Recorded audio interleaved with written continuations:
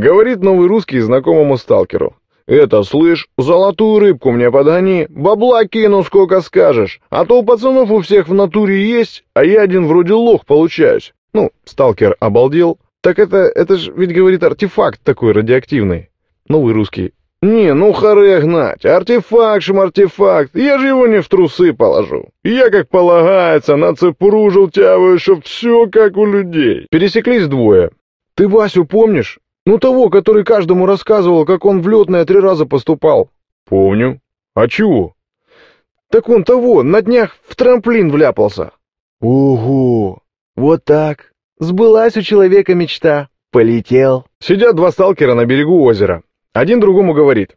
«Насчет радиации я тебе чего скажу. Гонит, как не знаю кто. Я тут уже лет 5 шарюсь безвылазно, изменений никаких не заметил. Сам как думаешь?» «Да, фигня однозначно. Хотя, с другой стороны, чешуя-то в последнее время чешется все чаще». Один сталкер другому говорит. «На днях вот к долгу заходил, на огонек. И как? Ну как, должен остался, а потом к свободе заглянул. Ну и что? А мне там говорят, мужик свободен». В общем, сталкер пришел к доктору и говорит. «Доктор, я совсем не могу спать. Мне снится, будто я заперт в саркофаге с кучей монстров, и они медленно разрывают меня на кусочки».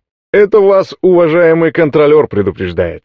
Рецепт мой такой. В следующий раз пойдете вглубь зоны, обязательно бутылку ему проставьте. А то не ровен час, сон в явь превратится.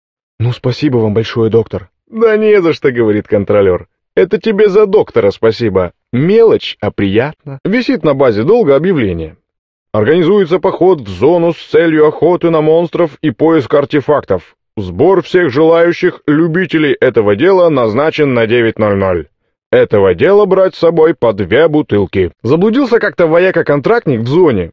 Ходит и кричит. «Люди, кто-нибудь, помогите!» А в кустах, значит, сталкер сидит и тихо прется. Ну да, значит, на блокпосту по 3 шкуры драть, так козлы и ублюдки. А как залез в жопу, так сразу «Люди, помогите!» Допрашивает как-то погонник матерого сталкерюгу. «Значит, вы признаете, что в нетрезвом виде пытались покинуть территорию зоны в районе 12-го блокпоста и имели при себе запрещенные к выносу за ее пределы предметы?» Ну, того запарило 3-й час под конвоем сидеть, он ему и говорит. «Так ее признаю, командир, все признаю, вот те крест. Был бы трезвый, я бы в жизни мимо вас, уродов, с хабаром бы не поперся». Стоит как-то бывалый сталкер у 3-го перекрестка и указатели читает. Направо аномалии и чуток хабара. Вперед монстров немерено и средних хабара. Налево кабаки, девки и хабара дофигища. Ну, он подумал и вперед двинулся.